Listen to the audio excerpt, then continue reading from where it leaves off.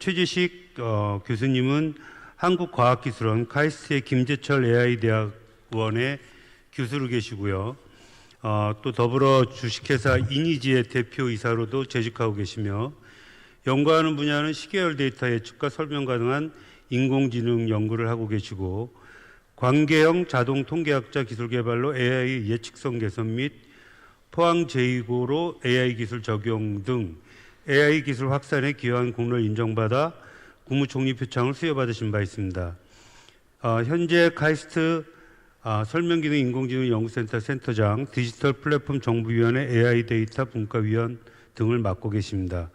본 세션에서는 AI 융합 해양과학기술의 전망을 주제로 발표해 주시겠습니다. 부탁드립니다.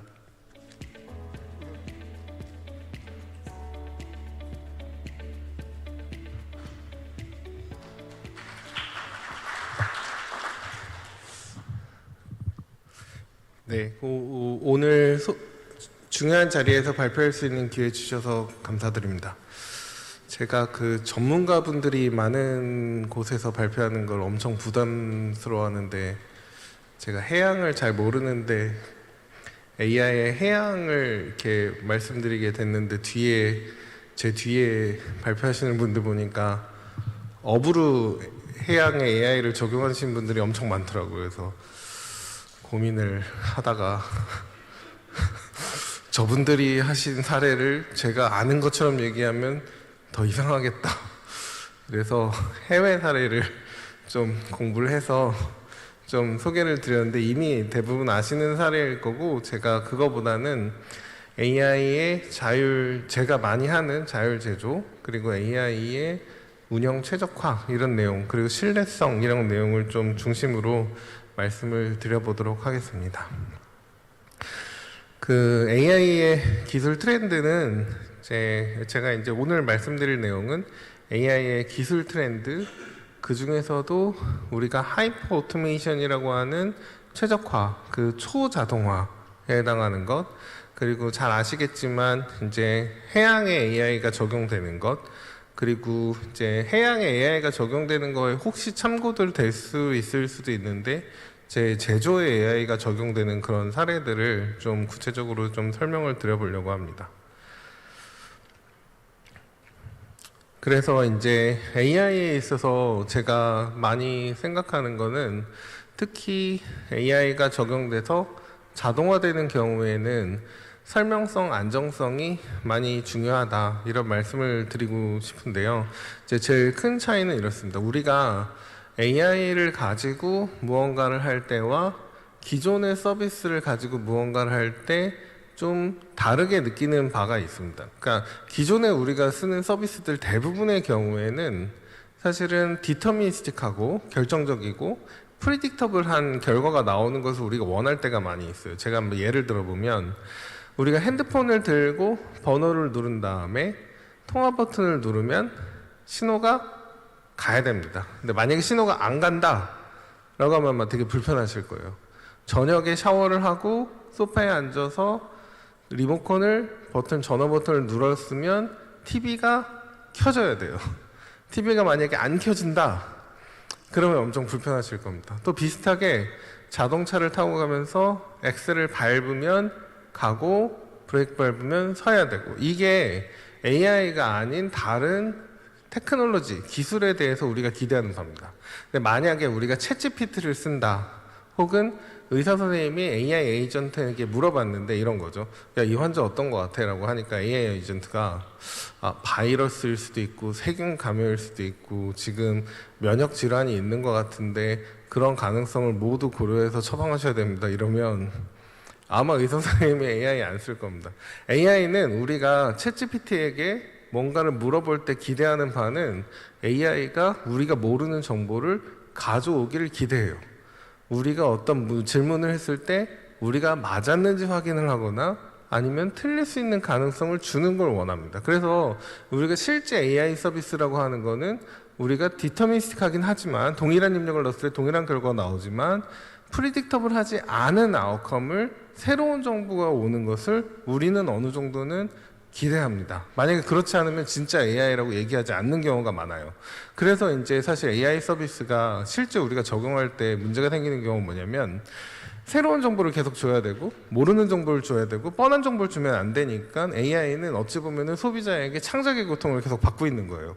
새로운 정보를 줘야 되고 이게 어떤 가공을 해야 되고 그러니까 이제 그런 경우에 우리가 그 전의 경우에는 대부분의 서비스는 디터미니스틱하고 프리딕터블 했으니까 인증받고 인증서가 있고 고장나기 전에는 이렇게 행동해요라고 했는데 이런 AI는 이제 만약에 틀렸을 때 데이터의 문제인지 모델의 문제인지 안 쓰는 사람의 문제인지를 확인할 수 있는 그런 방법이 필요합니다. 그 방법에 가장 중요한 쉬운 방법 중에 하나가 설명을 하게 하는 거죠. AI한테 왜 이렇게 했어? 어디에 문제야? 이렇게 바꾸면 어떻게 얘기할래?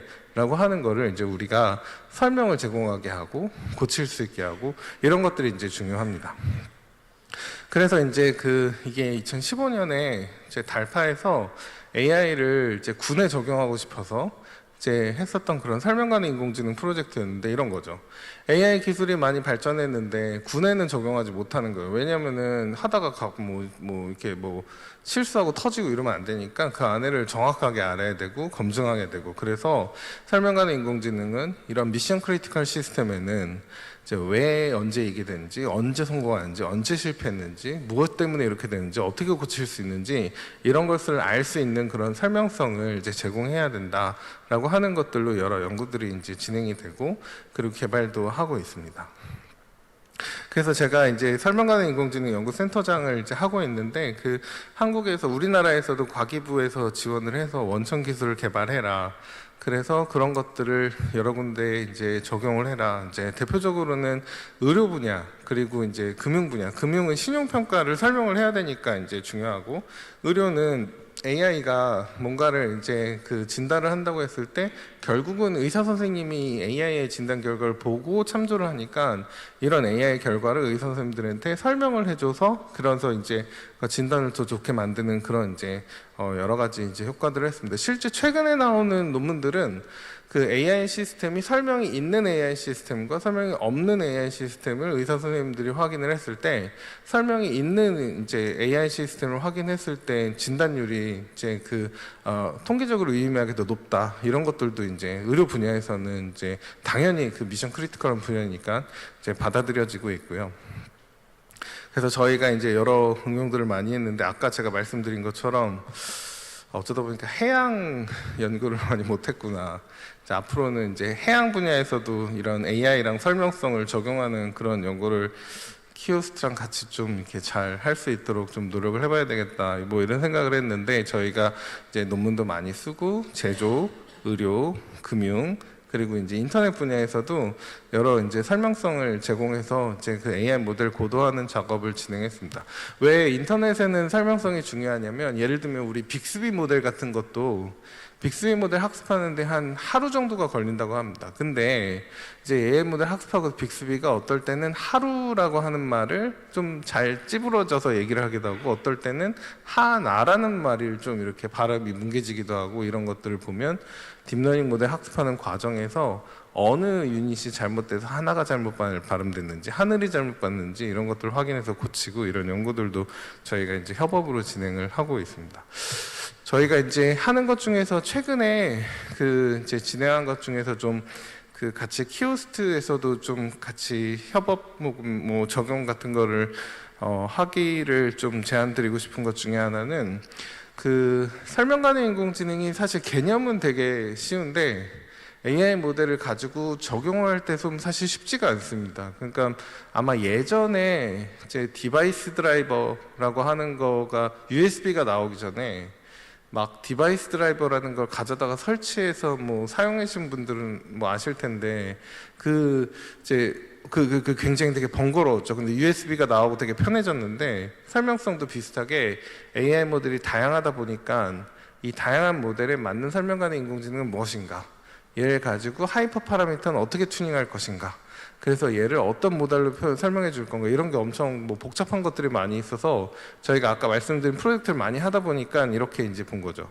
AI 모델을 사용하는 사람이 만들고 유저 데이터가 있으면 나머지는 저희가 자동으로 다 선택해서 설명까지 해드리는 거예요. 여기 보시는 것처럼 모델이 들어왔을 때 이 모델을 뭐 텐서플로우로 만들었는지 파이토치로 만들었는지 테라스로 만들었는지 이거를 저희가 자동으로 인식해서 아 얘는 이미지 모델이군요, 얘는 언어 모델이군요, 얘는 시계열 모델이군요, 그럴 때는 이런 설명 알고리즘을 쓰세요 라고 해서 익스플레이너라고 하는 걸 저희가 추천해주고, 추천한 거를 데이터에다가 직접 연동을 해서 설명을 해본 다음에 아, 어떤 설명이 지금 더 잘 맞습니다 라고 하는 걸 자동으로 이밸루에이션해서 여기 시각화까지 해드리고, 예를 들면 요 이미지에 요 AI 모델은 요 알고리즘을 쓰면은 더 좋아요 라고 하는 걸 이제 제공하고 공개 소프트웨어로 또 공개하고 있습니다.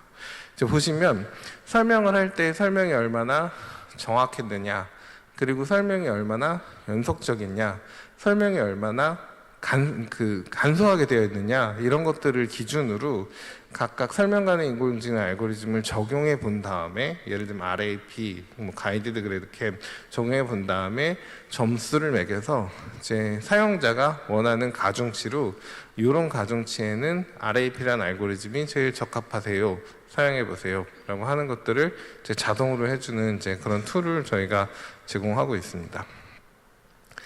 사실 최근에 저희가 공개했고, 저희가 이제 이번 과제가 올해가 단계 평가를 맞이하고 있어서 가능하시면 많이 가서 써주시고 기터브에 좋아요 뭐 이런 거 눌러주시면 엄청 도움됩니다.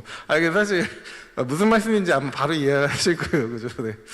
그래서 이제 저희가 이제 설명성을 이렇게 보시면 이제 컴팩트니스, 뭐 컴플리니스 이렇게 있는데 얼마나 코렉트하느냐, 우리가 얘가 고양이가 고양이라고 얘기한 것 중에 몇 개가 맞았느냐, 그럼 고양이 중에서 얼만큼 고양이를 맞췄느냐, 얼마나 이제 컴팩트하게만, 이런 여러 가지 매저들이 있는데 그 중에서 저희가 중요한 매저들을 가져와서 이제 설명을 드립니다.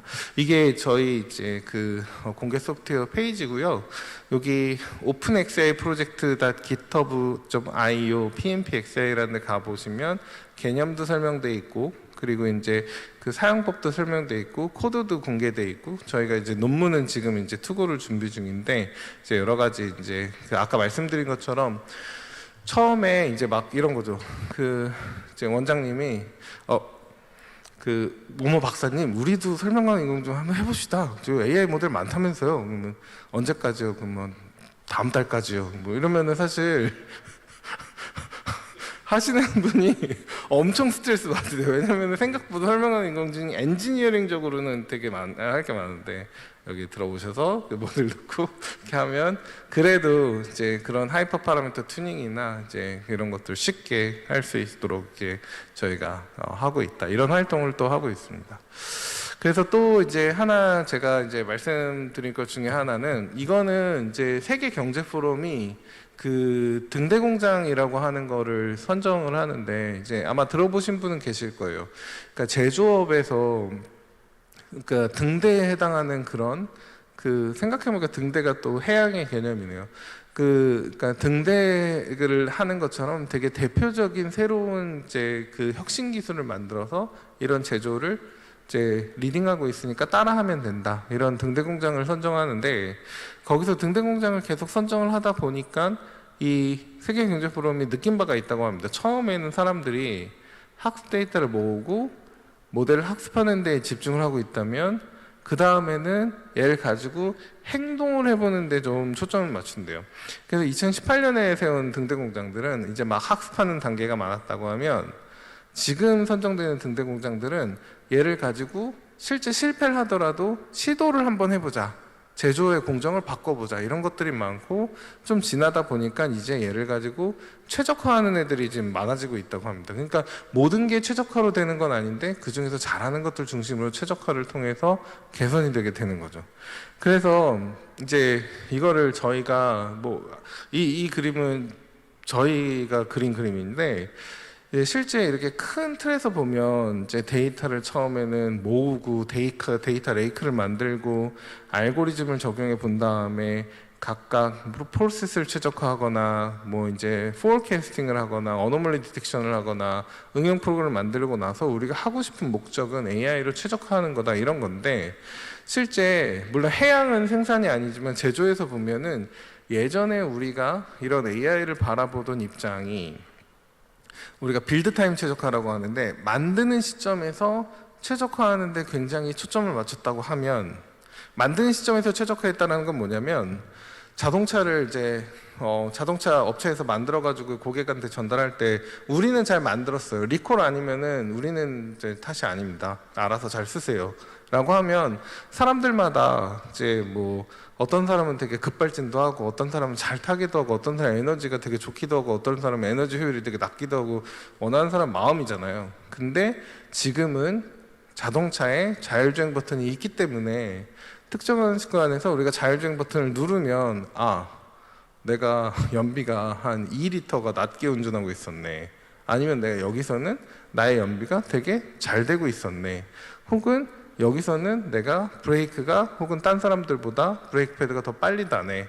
혹은 뭐 이렇게 내가 안전하게 운전하고 있었네. 이런 것들을 이제 평가하는 게 가능해요. 사실 제가 이 내용을 자율주행의 예제로 들었지만, 이 런타임 최적화라고 하는 거, 실제로 우리가 운영하고 있는 상황에서의 최적화는, 예를 들면 우리가 문서 작업, 서류를 하는 그런 작업에서도 그렇고, 그리고 우리가 자율 제조를 하는 작업에서도 그렇고, 원래는 만드는 시점에서는 관여를 하지만 만든 사람이 운영할 때는 알아서 하세요 했는데, 이제는 운영하는 것 자체도 AI 에이전트가 만든 사람의 사상이 담기고 운영하는 사람의 사상이 같이 담겨 있는 AI 에이전트가 약간 시어머니처럼 요렇게 하세요, 저렇게 하세요, 요게 더 좋습니다, 이런 식으로 운영이 최적화되는 상황으로 더 좋아지면서, 아까 이 전 슬라이드에서 보신 것처럼 최적화가 되고 있다는 겁니다. 최적화가 된다는 건 에너지 비용도 절감되고 품질도 더 좋아지고 더 빨리 만들 수도 있고 안전하게 할 수 있다. 이런 곳에 이런 AI가 원래는 빌드 타임 최적화라고 하면, 이제는 런타임 최적화에서도 계속 기여를 하고 있다라고, 기여를 할 가능성이 높다, 이런 말씀입니다.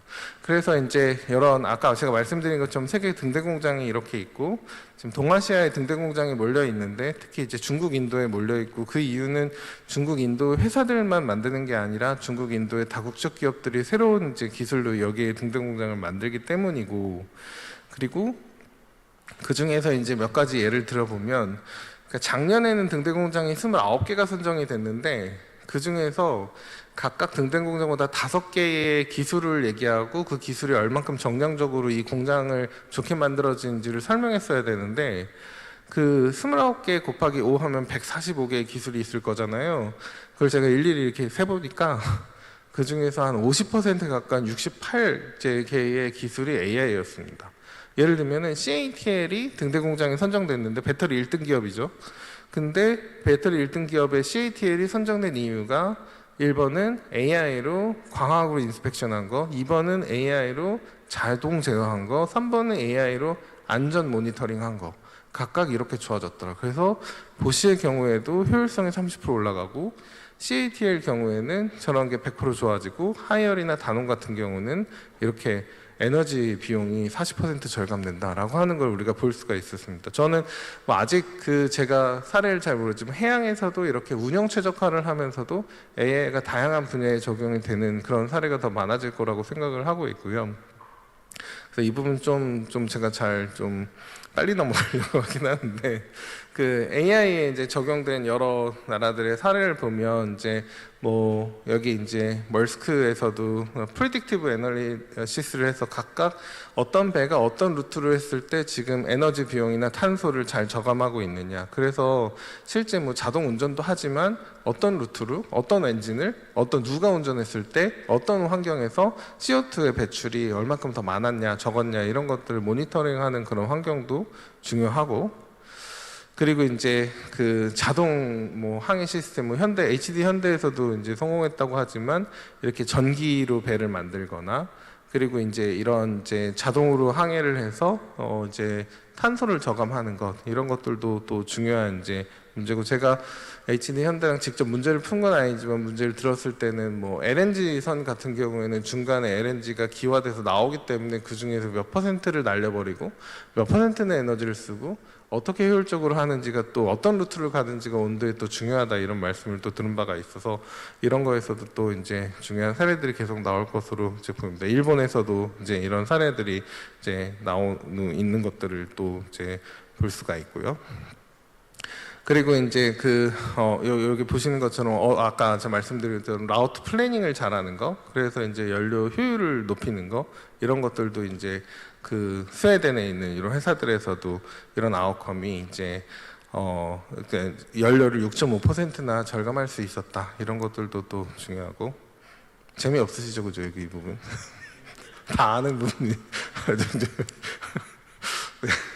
그래서 서베일런스를 자동화하는 거, 사실은 뭐 CCTV를 우리가 모니터링하는 거랑 해양에서 모니터링하는 거는 사실은 어찌 보면 AI 기술로는 닮아 있기 때문에 그런 것들을 이제 사고를 인스펙션 한다든가, 그리고 이제 서베일런스를 한다든가, 그걸 리얼타임으로 하는 거, 그런 모니터링 룸을 만드는 거, 이런 것들은 사실 어떤 목적에 따라서 만드는 것에 따라 다르지만 앞으로도 계속 더 중요해질 일이라고 생각을 하고, 그리고 이제 이렇게 에코시스템 상황에서 우리가 이제 어족 자원 같은 것들을 보면 지금 어디에 더 있는가, 그리고 이제 어디에서 더 많이 만들어질 건가, 이런 것들은 또 중요해질 것으로 보입니다. 뭐 그 AI가 예측에 제일 많이 쓰인 것 중에 아마 많이 들어보셨을 텐데, 그러니까 미국에서 콩을 심었는지 옥수수 심었는지 이런 것들을 그 서베이를 통해서 이제 그 누가 얼만큼 더 수확량이 나올 거다 이렇게 예측하는 시스템이 많다고 예전엔 들었는데, P&G 연구원들이 나와서 그냥 위성 영상을 보고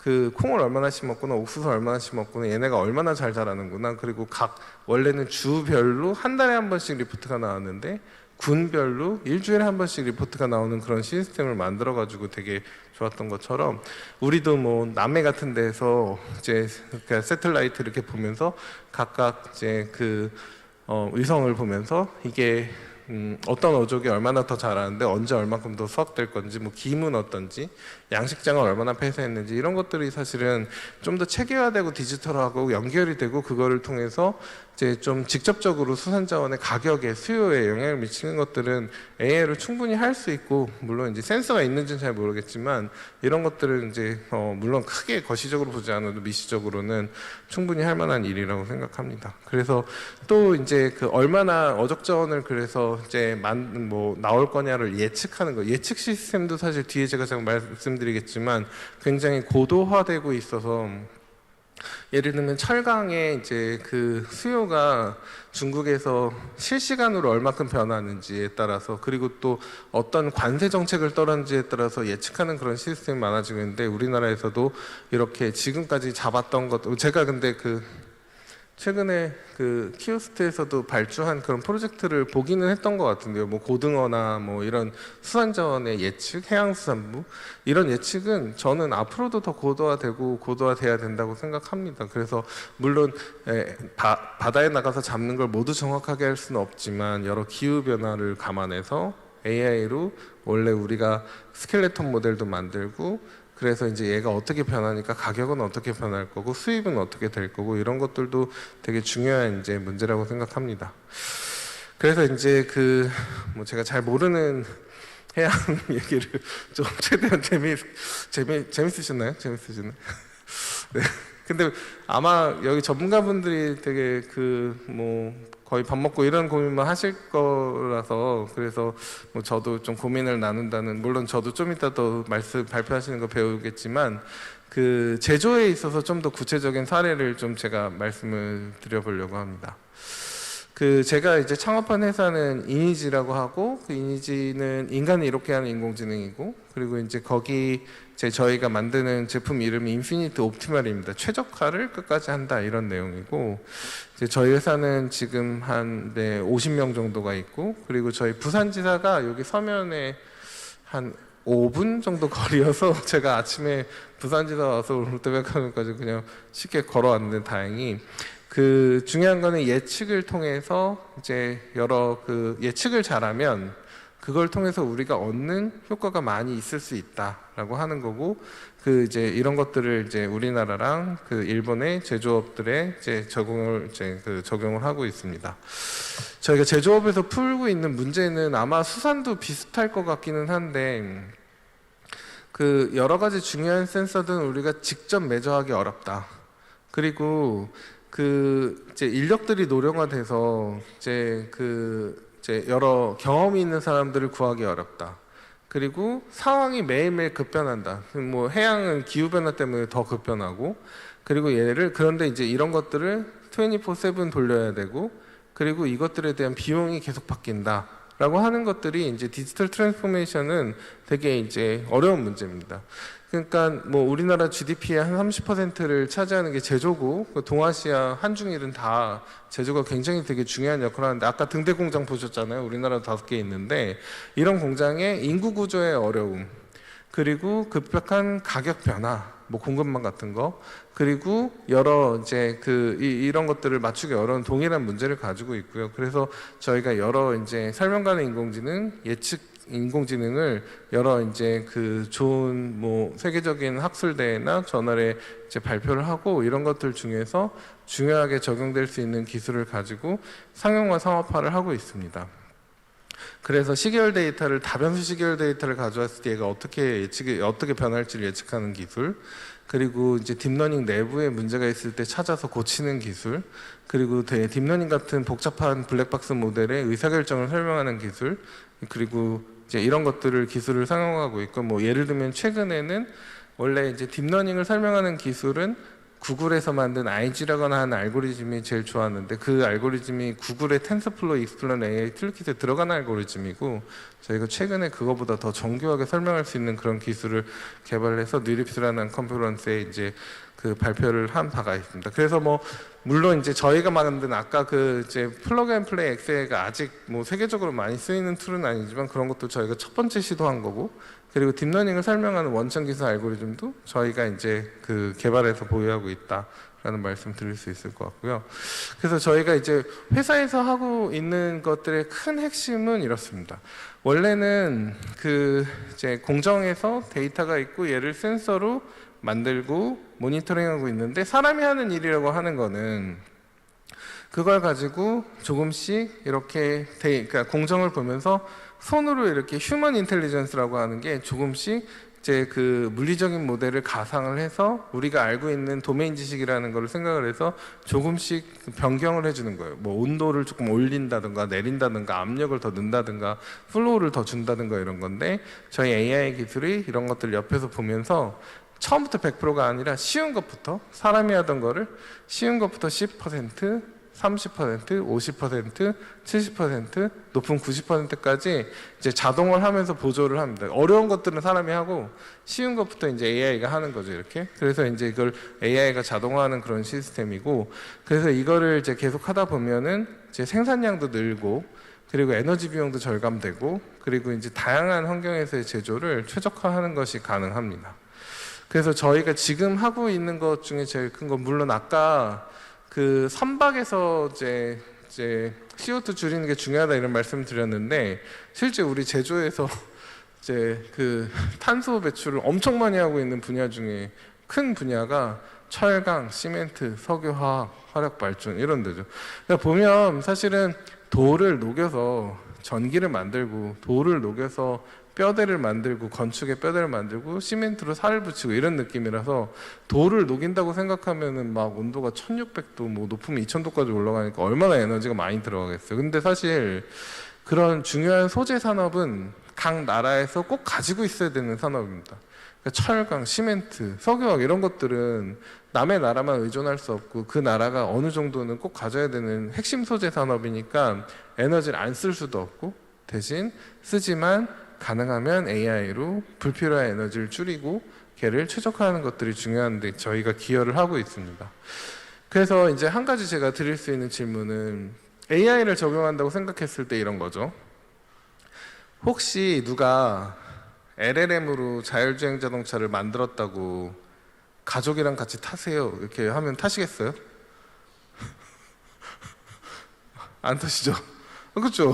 뭐 왜 그걸 내가 안정화 검증도 안 되는데, 만든 사람도 안에가 뭐가 있는지 모르고, 오픈 AI도 홀루시네이션을 뭐 고칠 수는 모르는데 그걸 내가 왜, 이런 거죠. 그러니까 사실 이 설비가 시멘트 소속로인데 한 설비당 원 5천억 정도 한다고 합니다.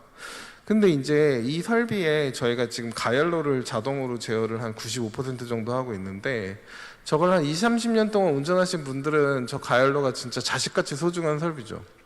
근데 그러면 이제 AI가 물론 정확도 해야 되고 좋기도 해야 되는데, 저런 핵심 설비를 AI가 자동으로 운전한다면 그런 AI가 얼마나 믿을 수 있고 정확하기도 하면서 안정적이고 설명 가능하고 문제가 있을 때 고치고 실제 엔지니어들은 그 고치는 거에 바로 대응할 수 있어야지 되니까 사실은 우리가 생각할 때는 벤치마크에서 0.1% 좋으면 더 좋은 AI로 생각하지만 실제 운영하는 입장에서는 설명 가능하고 신뢰할 수 있고 고칠 수 있으면서도 내가 원할 때 내가 원하는 대로 저 AI의 엔지니어들이 대응이 되는 이런 것들이 또 중요하고 저희 이니지가 그런 것들을 이제 하고 있습니다.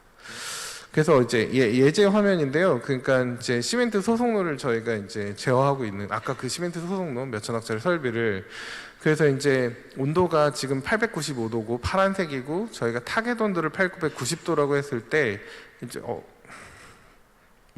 이게 PDF로 안 나오나 봅니다. 이게 제가 좀 말로 설명을 드리면 지금 운영하고 있는 설비의 이제 동영상인데 제가 이제 동영상을 하면 저 파란색이 저희가 빨간색이 AI가 제어를 하는 그런 이제 석탄인데 이제 그 초록색이 이제 그 AI에 제어하는 걸 따라하고 있고 AI가 제어를 하면서 온도가 이렇게 890도로 895도였는데 맞춰지는 건 이제 볼 수가 있습니다. 저희가 사실 5월에 이걸 설치한다고 했더니 담당하신 분이 웃으신 건 아니고 안 될 거라고 하셨어요. 뭐 100년 한 회사도 못 하는 거를 ABB 같은 독일 회사가 니네가 하겠냐 그런데 이제 설치하고 조금 한 첫날인가 둘째 날 엄청 신기하네 잘 되는구나 뭐 이러면서 그 후로 지금까지 95% 이상 계속 이렇게 운영을 하고 있습니다. 그래서 이제 말씀드린 것처럼 이렇게 이제 소속로에 AI를 적용하니까 이제 그 유연탄도 더 줄어들고 이렇게 온도가 제어가 자동으로 잘 되면 뭘 할 수 있냐면 재생 원료를 더 넣을 수가 있어요. 재생 원료 어차피 태워버려야 되는 거니까 플라스틱 그러니까 유연탄을 안 들고 재생 원료를 더 넣으니까 탄소를 저감하는 효과가 엄청 큽니다. 그래서 이제 그런 것들 성과를 확산하고 있고 이런 것들로 지금 일본 진출을 하고 있고 그리고 또 이제 좀 비슷하게 철강에서도 이제 철강을 가열할 때 많은 에너지가 들이는데 이제 여기 그림에 보시는 것처럼 사람이 피아노를 치듯이 들어온 철강마다 이제 온도를 바꿔야 되는데 얘를 AI가 자동으로 해서 지금 한 60% 정도 이제 들어오는 철판에 대해서 온도를 자동으로 제어를 하고 있습니다. 그리고 저희가 또 최근에는 이제 SK 이제 이노베이션 울산 공장이랑 같이 그 고도화 공정에 AI를 적용을 해서 그래서 이제 울산 공장에서 그 이제 고도화 공정이라고 하는 거는 이제 잔사유라고 하는 걸 가지고 이제 친환경 디젤을 만드는 그런 공정인데요. 친환경 디젤의 품질을 이제 8시간에 한 번씩 이렇게 사람이 손으로 측정했는데 얘를 AI로 지금 공정이 이러니 지금 품질이 어떻게 될 거예요 예측을 실시간으로 제공해서 그걸 우리가 스마트 센서라고 하는데 그래서 이제 품질을 최적화할 수 있어서 이제 SK 이노베이션이 1년에 한 20억 정도만큼 품질 이제 그 비용 절감 효과가 있었다 이런 내용들을 저희가 이제 고객사를 통해서 들을 수 있었습니다. 저희 솔루션 적용한 다음에 그래서 이제 저희가 지금 이런 것들을 제가 아까는 설명 가능 인공지능의 공개 소프트웨어를 말씀을 드렸는데 이제 그 공개 소프트웨어와 이런 상용 소프트웨어의 제일 큰 차이는 어찌 보면 안정성입니다. 사실은 공개 소프트웨어는 조금 뭐 버그를 우리가 일부러 만들진 않지만 특정 도메인에 맞춰가지고 100% 혹은 90% 가깝게 자동으로 운전될 때까지 튜닝을 하진 않지만 저희가 이제 이런 시스템은 수요 예측을 한다던가 그리고 AI 모델을 만들었을 때 이제 실제 운전을 해서 아까 95% 나오는 것처럼 좀 더 안정성을 더 보강하고 그리고 예측성도 더 높이고 해서 지금 저희가 클라우드 버전으로 이제 이런 것들을 이제 원하는 분들이 직접 데이터를 넣어서 예측해보고 설명해보고 이런 것들을 이제 하는 그런 툴을 클라우드 버전으로 공개를 해서 네, 키오스트에서도 쓰시고 싶은 분 계시면 연락 주시면 저희 같이 이렇게 할 수 있게 해보려고 합니다. 저희가 이게 인피니트 오프맨 시리즈라고 하고 정말 시리어슬리 이런 말씀을 많이 들어요. 그러니까 원단가를 뭐 3% 줄이는 거 이런 것도 좋은데 저희가 철강 열연을 1년에 한 2조 정도 사오거든요. 그리고 저희가 그 2, 3조 정도 사오고 저희가 이제 화학 제품을 1.8조 정도 팔아요. 근데 그걸 팔 때 살 때 그 시장이 어떻게 변할지에 대해서 조금 더 지금은 감으로 사람들이 하는데 소문으로 체계적으로 AI가 지금 시장 환경이 어떻고 앞으로 거시경제는 어떻고 수요는 어떻고 이런 걸 가지고 어떻게 변할 거다라고 하는 거를 예측을 이제 가이드를 해주는 것으로도 되게 큰 이제 도움이 될 거다라는 말씀을 많이 들어서 그런데 이제 적용을 하고 있습니다. 네, 제 발표는 여기까지 자, 경청해 주셔서 감사합니다.